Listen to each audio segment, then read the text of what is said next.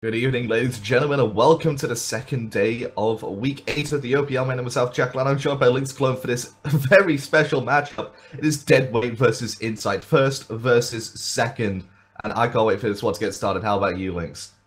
So, the last time these two teams met was actually all the way back in Week 1, 7 weeks ago, and the environment between these two teams was very different. Just to give you the perspective, Maxon was still playing for jungle, Kiki Amir was actually subbing in as the ADC, and I believe was on the brink of retirement, and all that changed, and due to that fact, Deadweight actually were able to take that 2-0. Back then, Deadweight not well as known as like the stomping force they are in OCE, just coming out like basically a bunch of players that came off different teams that either had disbanded or they chose to let on their own fruition. So now that these two teams are now 1 and 2, it should be interesting to see how these two teams go against each other. Yeah, not to mention, if Incite 2-0 Deadweight here, and the next 2 weeks they have the same scoreline exactly, then it goes into a tiebreaker to decide who goes into first place going into the LAN, which will decide who plays who at seeding, which is absolutely hype. And I can't wait for this one to get started. Deadweight are going to be the blue side for the first set of picks and bans, as we're about to walk into them right now. And, well, what do you expect to be picked and banned here? I expect both Barhes and Kabrakin to be banned. Both the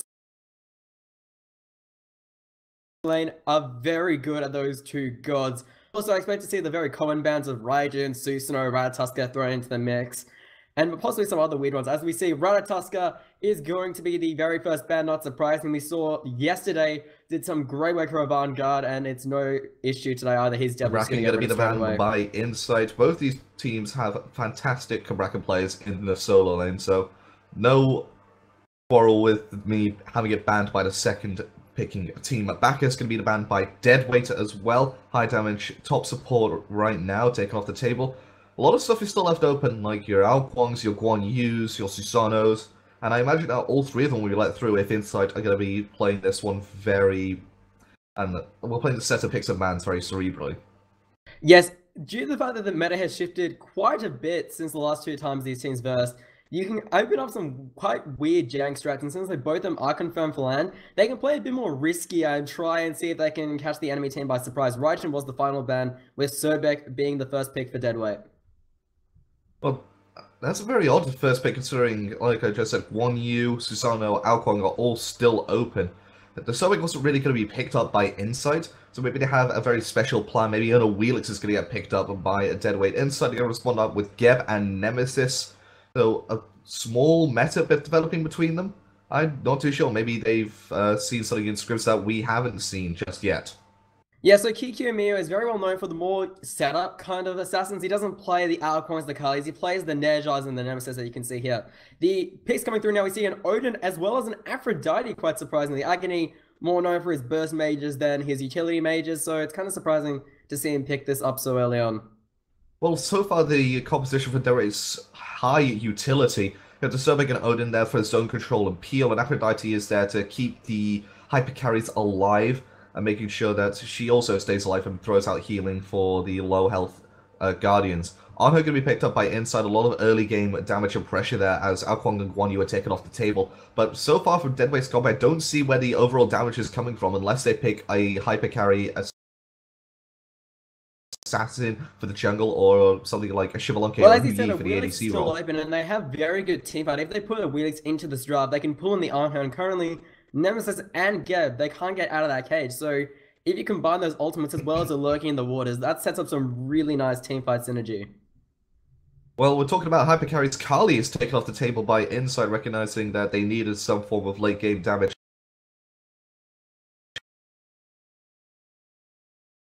Not really the most mobile character in the game, so could really be falling susceptible to that. Zeus, Ravana going to be picked up by Incite, very dominant solo lane bully, and there is the Wheelix and the Freya. Freya certainly fills in that hyper carry role, and the Wheelix is no slouch in the damage department either.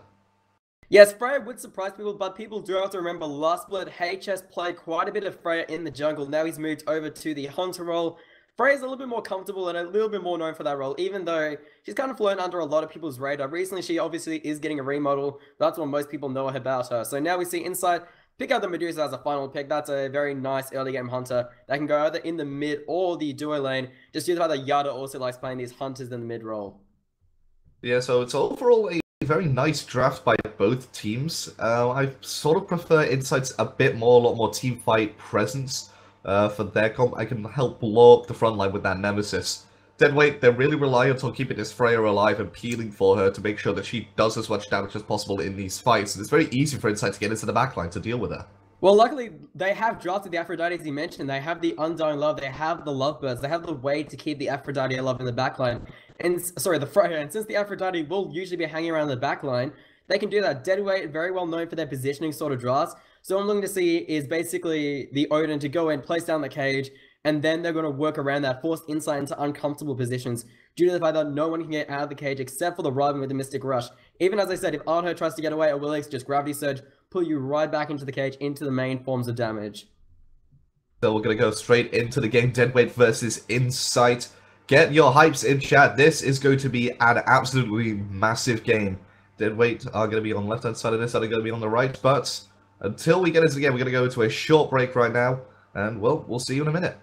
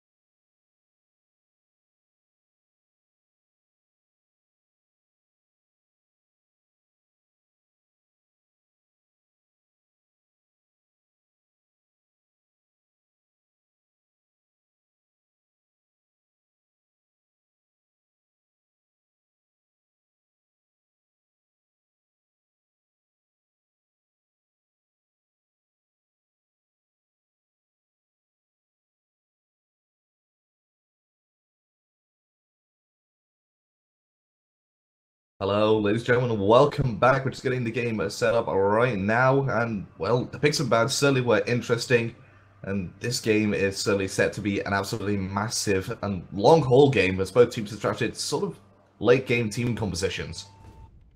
Yes, the late game is more prominent on Deadweight as they have drafted a Freya, while on the side of Incite they have a Medusa and an Anher, two of the more earlier game hunters in the game, so they can play a bit more aggressively. So it's actually very lucky for Deadweight that Incite decided to draft the Geb, because if that Freya is going into the duo lane, Geb has very weak lane clear usually, so that kind of compensates for the fact that Freya also has weak lane clear, and the Surbeck can do his best to protect her.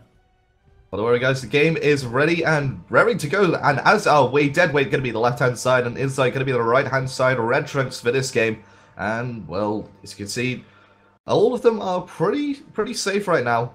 Just a few wards coming out from Weave early on as they look to see if any invades are coming out for the side of Incite.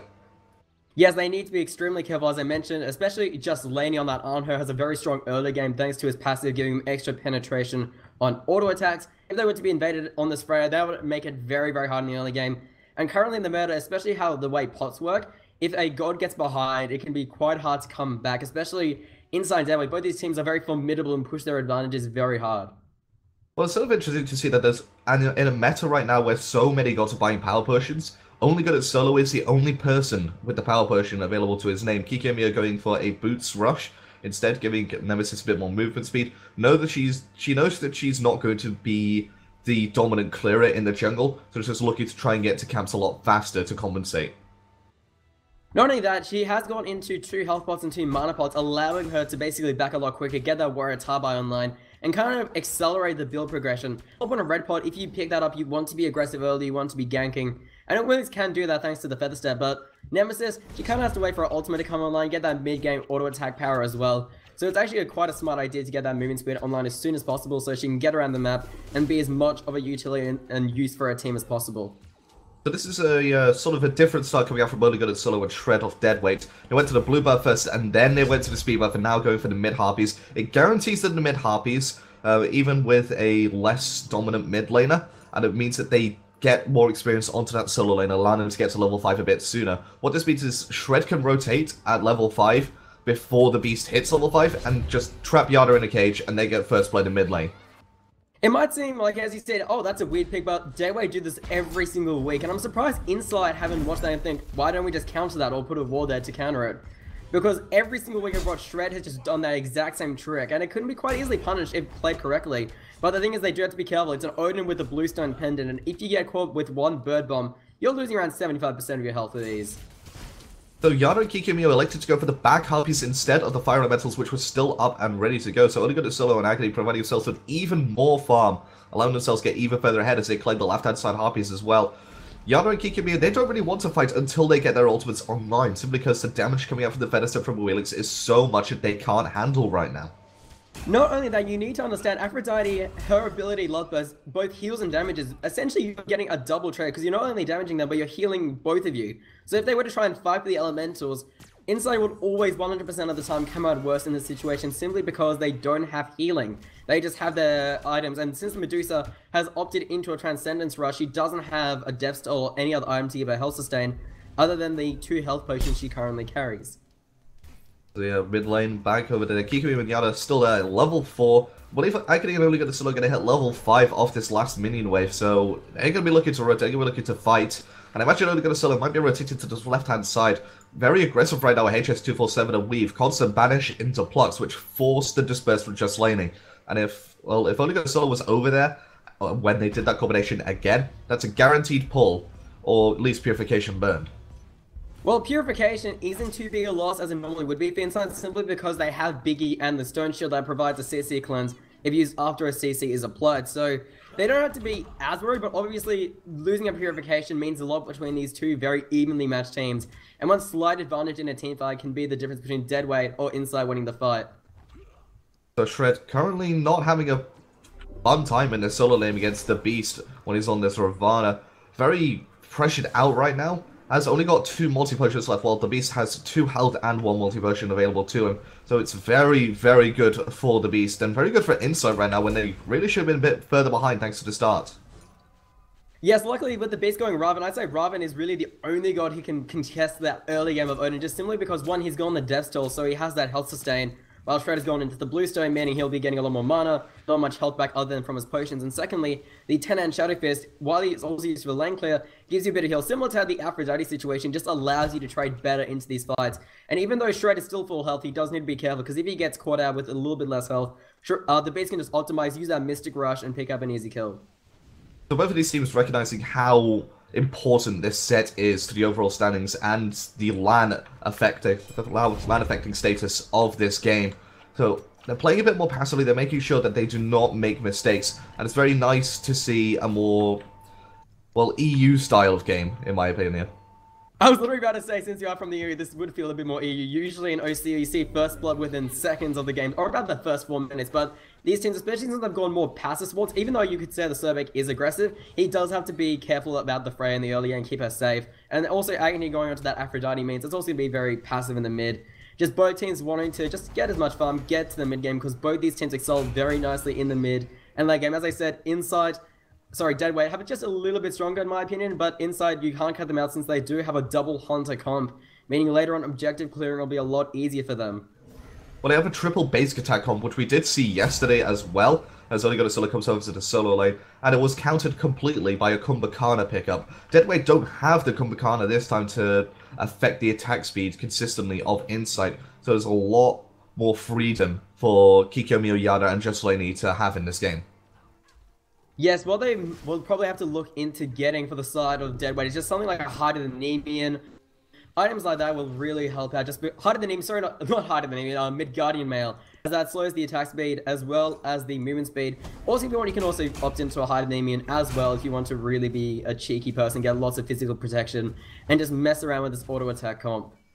Well, four members of the side of Incite are basic attack based, and it's just Geb really there for magical damage, which means that Deadweight can effectively tank towers earlier on. I expect Wave not to really be bullying any magical defense until his 5th or maybe even 6th item, just to make sure that he deals with this comp more effectively.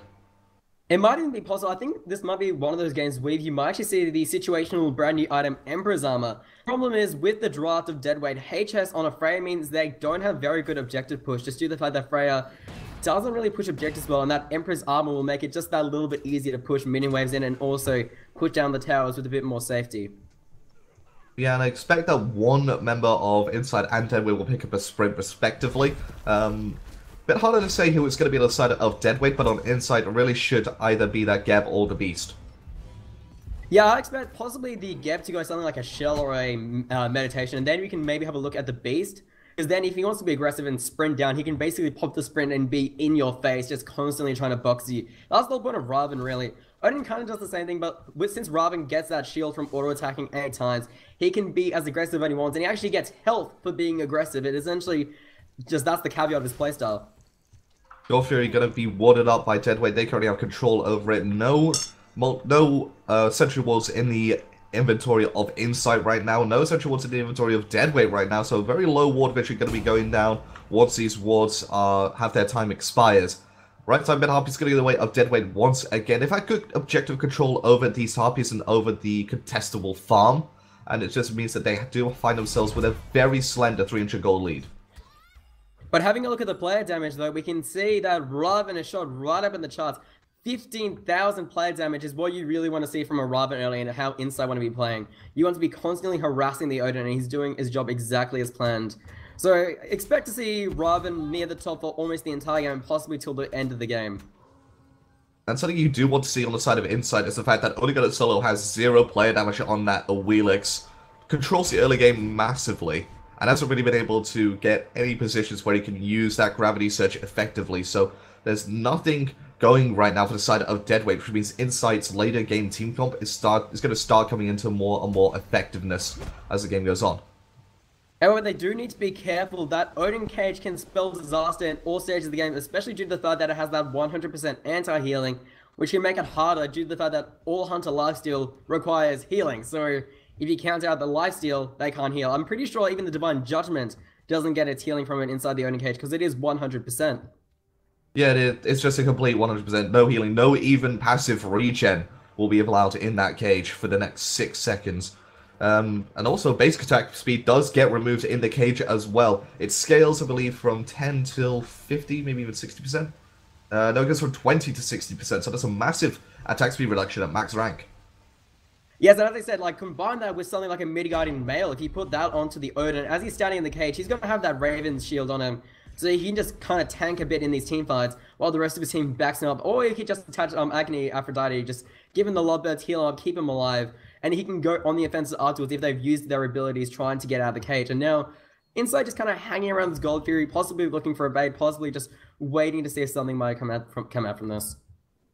So the big factor, a big plus from this side is the engagement goes on around the Gold Fury. That's a big blinking Cataclysm. They're looking for Weaver's Divine Judgment goes on to it. He's going to get healed up. No, not in time. Yana claims the first blood of this game. Only going solo, going to get impaled in the backline. Desert Fury comes out, nearly found the kill. War basic attack should do, but a Feather Step is over. Just Laney claims the second kill. And only going solo out of nowhere. The Beast has arrived. HS247 going to fall down as well. Shred looking for Kikyomi, going to cage him in. There's going to be no healing from that shield, and it should be a return kill is going to be going on to Shred, but the Gold Fury is going to be started up. A 3-for-1 out of nowhere, and Incite have destroyed the Gold Fury. So now going right to the grass, we can see that the XP is just basically gone straight back in the favor of Incite. 277 XP, 1,300 gold. That was a very well done team fight by Incite. Understanding the fact there's a reason why Freya isn't that prevalent in the meta, simply because she doesn't have a leap or a dash. The only way she can get out of team fights is use that Valkyrie's discretion, which is basically, it's actually a little bit slower than your base movement speed, and you slowly fly away, and all the beast had to do was just wait patiently, use the Mystic Rush, finish it off, and that was a very well done bait by Incite. They put down the sentry wall. They knew Deadweight were going to try and keep the ward vision up, and they came in and got baited so easily. And then you saw Yada doing a great job landing his one, which basically applies a little poison tick off his auto attacks, and that was just all really well done by Incite. Yeah, Deadweight still managed to get the ward, however, so small victory for them. No. Well, I don't think it's a small victory if the gold is already dead. You can't really get vision on something that's already dead. But the reason that Incite managed to get that massive engagement off was the fact that they had a small ward as well below the Gold Fury pit, when you don't really expect to see a ward. So they had vision of 2 or 3 members coming in. Is it Yada going to get pulled, but only get the solos? Ultimately, it's going to be just nullified by the purification coming out from Yada. So that's going to be down for the next 160 seconds. Only get the solos. Ultimate for the next 90. And now over in the solo lane, we actually see a bit of an invasion by Incite, but I feel like Ogre might be able to spot this out and actually get some kills. No, but only going to solo. It's going to be falling down to the beast. Thanks to the Divine Judgment protection shreds going on down. Kikamiya going to get trapped in the cage as Biggie blinks in, looking for the Cataclysm to find some peel. Desert Fury comes out as Weep goes lurking in the waters, trying to get away from this fight. And I believe he's going to be getting out. Okay, thanks to the heal from Aphrodite. Shred is still there. Really leaping on top.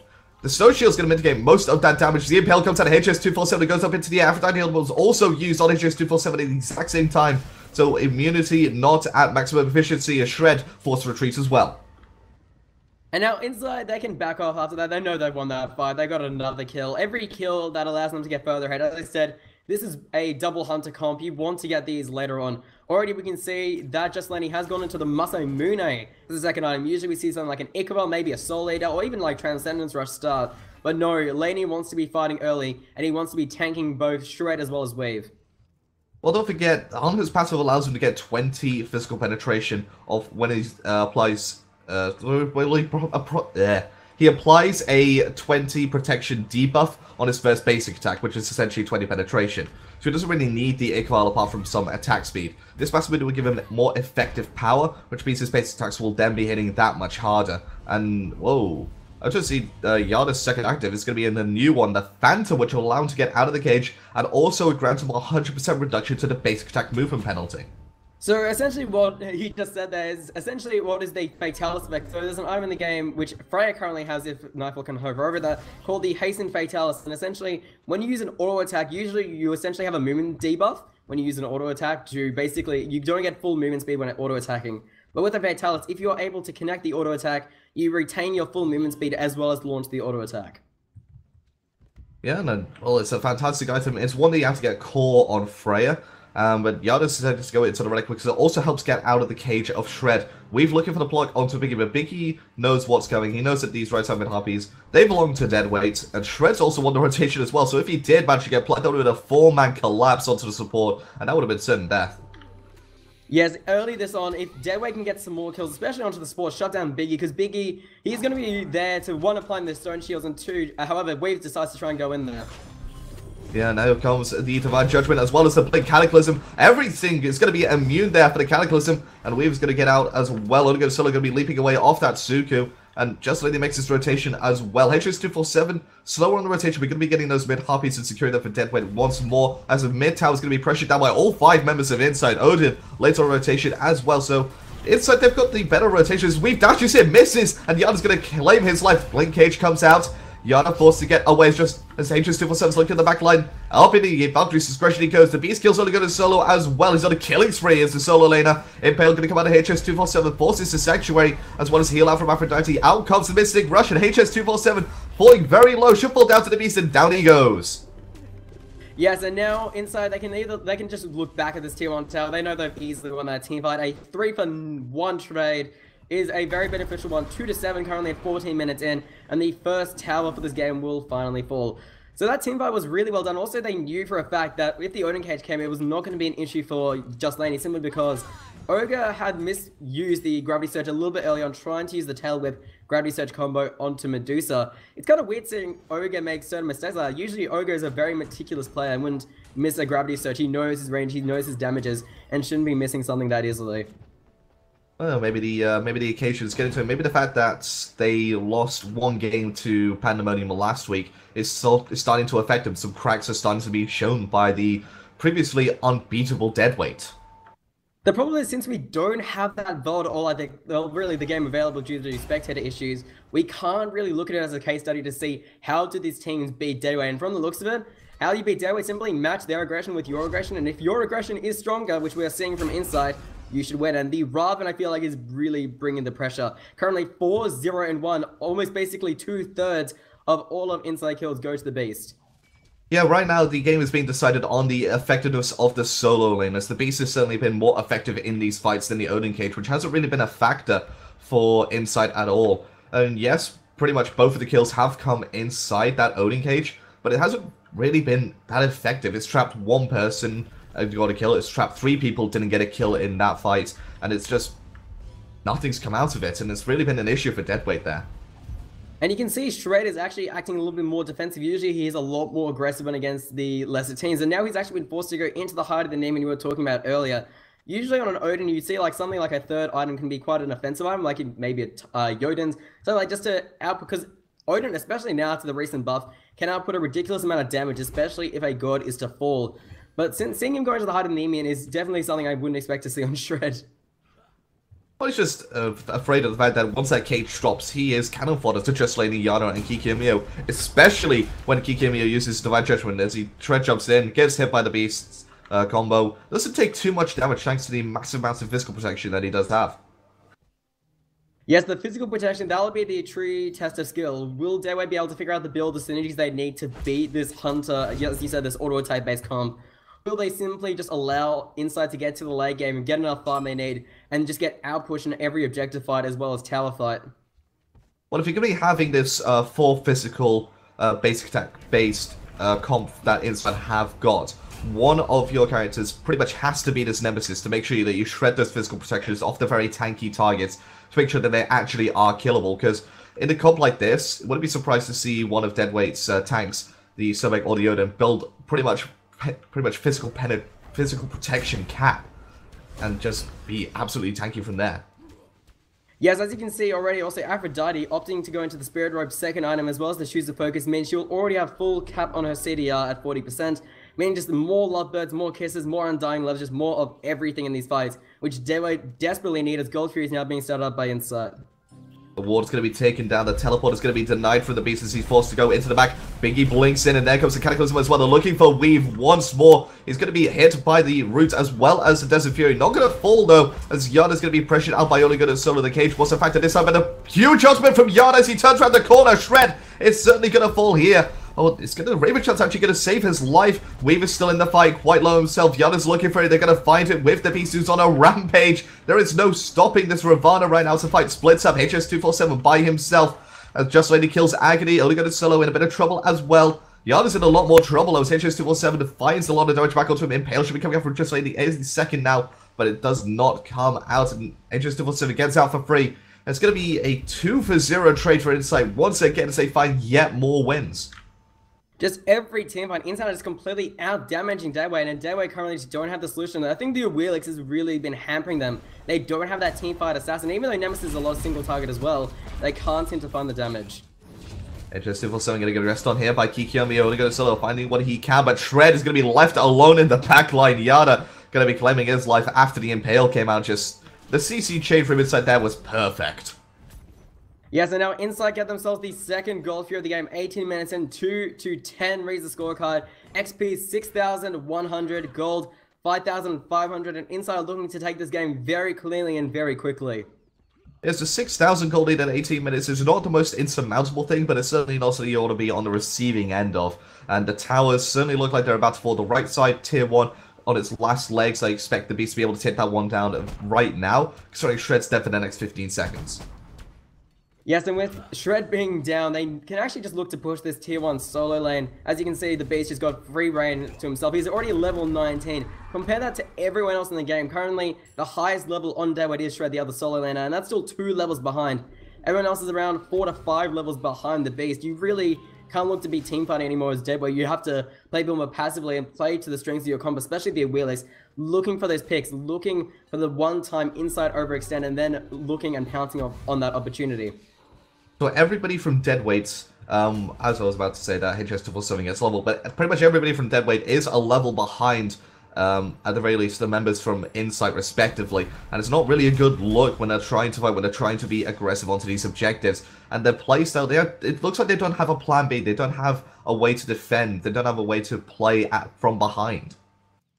Well, especially with this Freya draft, it is very hard to play from behind. What Freya can do is essentially use poles and banish once, and once the banish ends, she has nothing else to give. As you can see in this duo lane already, Laney as well as Biggie are looking to push down this tier 1, and all HS can do is try and clear the way before they get in.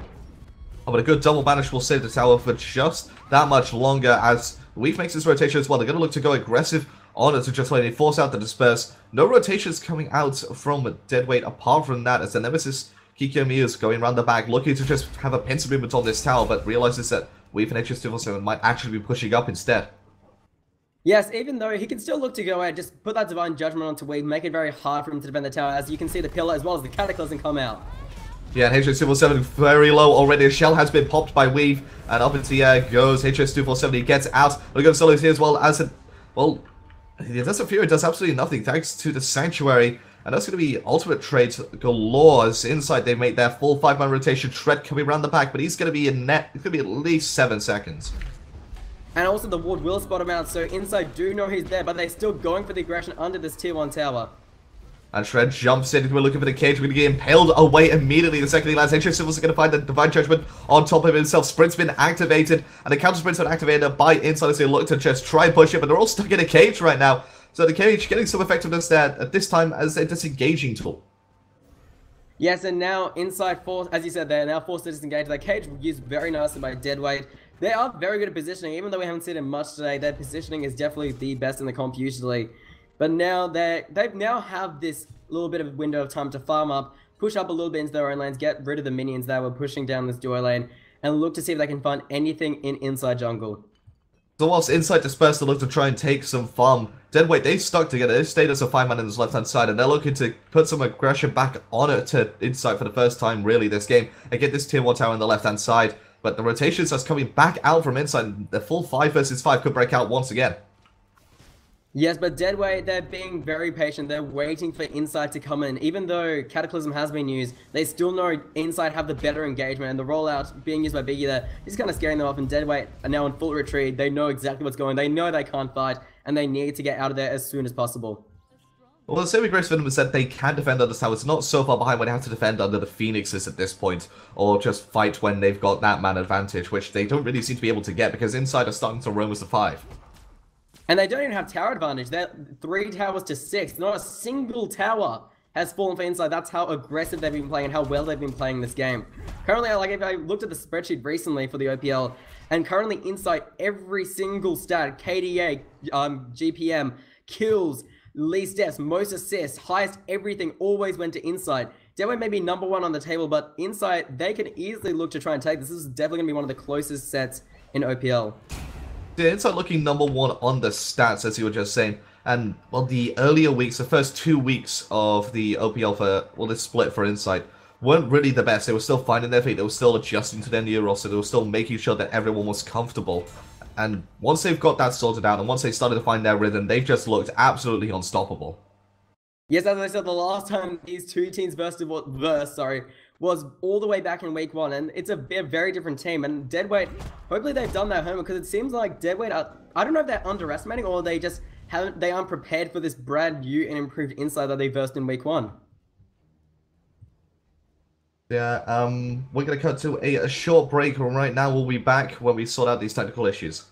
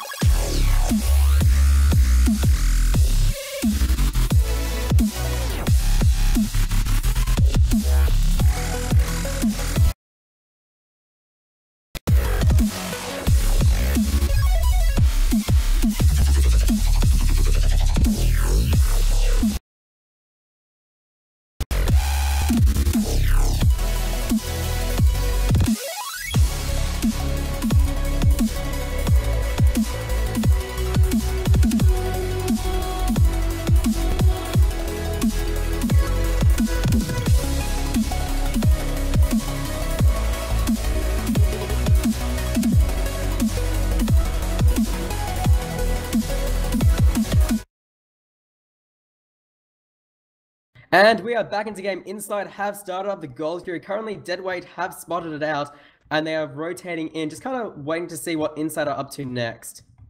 And then the Cloudix is coming out from Biggie, as well as the knockup, the Divine Judgment, as well as the Undying Love, just to keep the rest of Deadweight safe. The cage is popped as well, just to allow everyone to get away. The Beast, though, chasing down with the Kiss. Very nicely done by Beast, trying to zone him out. Beast still wanting to pressure, as well as the whole of Incite now rotated down deep into Deadweight jungle, as Incite can just keep looking to push.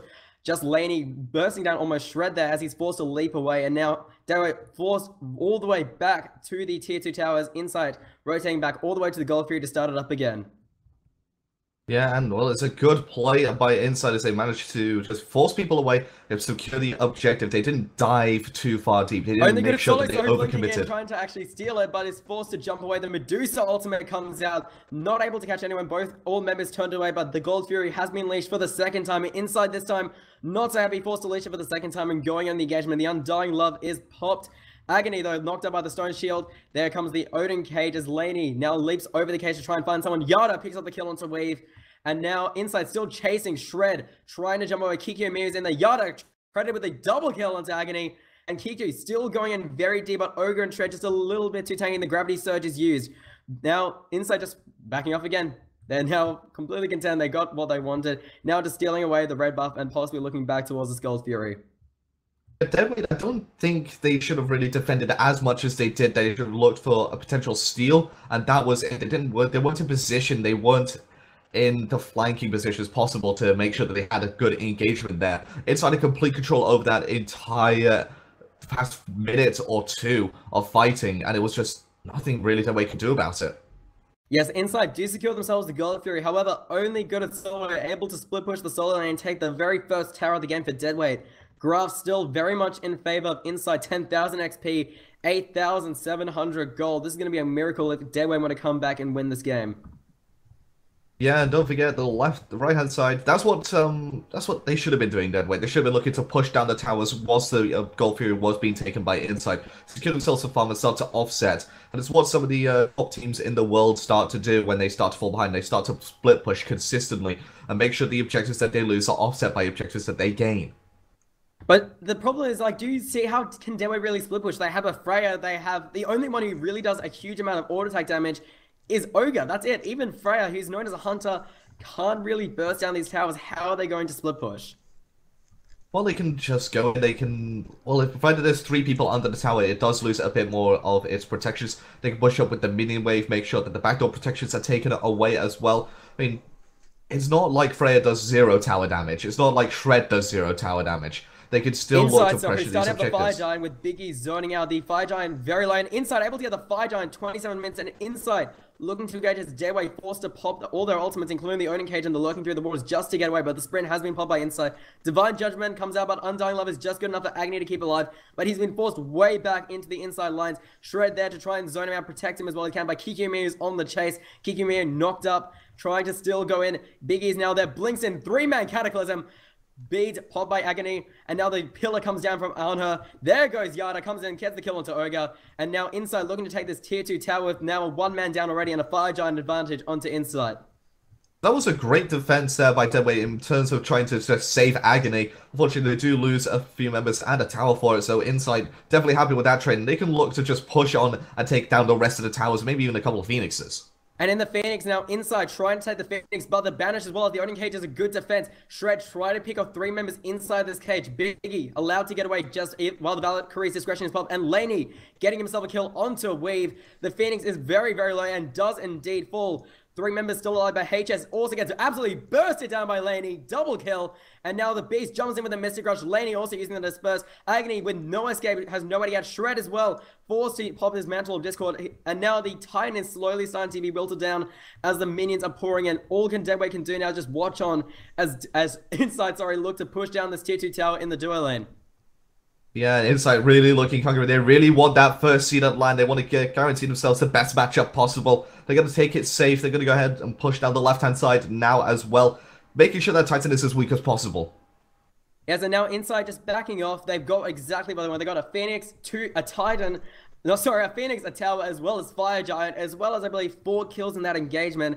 That is exactly what you want to see. And you can now see that the Beast has opted into the Runic Shield. So, Alpha, why would the Beast want to pick up a Runic Shield? Well, the Runic Shield will reduce magical power and basic attack speed. So it's really been looking to target out this Freya and make sure that she does absolutely nothing in these fights. Don't forget, Runeforged Hammer, sorry, the Frostbound Hammer will also allow the Beast to stick to the Freya as well, countering that Fatalis effect. So what the Beast is really going to be doing in this fight is just killing Freya consistently. Make sure that HS247 has 0 impact. Really, Kikamiya's been doing that so far, but it's going to transition into the Beast as Freya starts to get more and more damage online. And while that was going on over in the solo lane, Shred was forced to use his blink as all of Incite now rotated into Deadway jungle. Deadway kind of staring them down as they walk past into this tier 1, tier 2 tower in the solo lane. Incite, they know they can easily take this. They have both hunters at level 20, and they have such a huge amount of auto attack speed. They are just going to just shred it away. And as you can see, it just dies within 3 seconds of them even meeting that said tower. Yeah, this is what Double Hunter just allows you to do. It allows you to take every objective on the map in the blink of an eye in the late game. I mean, they don't even have their Titan's Bane finished. Biggie Cataclysm, as well as the Mystic Rush onto HS. HS already bursted out thanks to Yada, and now the cage comes down, but that will not be enough. It's a little too late, as Yada is now outputting a lot of damage. Gets a double kill. Shred falls as well. Weave trying to use Lurk in the waters to absolutely no effect whatsoever on extremely low health. Yada now trying to dive in and pick up the kill onto Weave and is able to get it. That's a triple kill. And now Incite, they can just look to take this time as the 5 minutes from the mid wave are pouring in. The Phoenix have been taken away from the solo lane. Yeah, this is looking like it's going to be game. Below 10%, and yes, there it is. 30 minutes in, 2-18. Incite dominating this first game, taking it very easily. So yeah, Incite looking incredibly strong there, and Deadweight, they started to show some cracks. Maybe that was the similar thing that happened last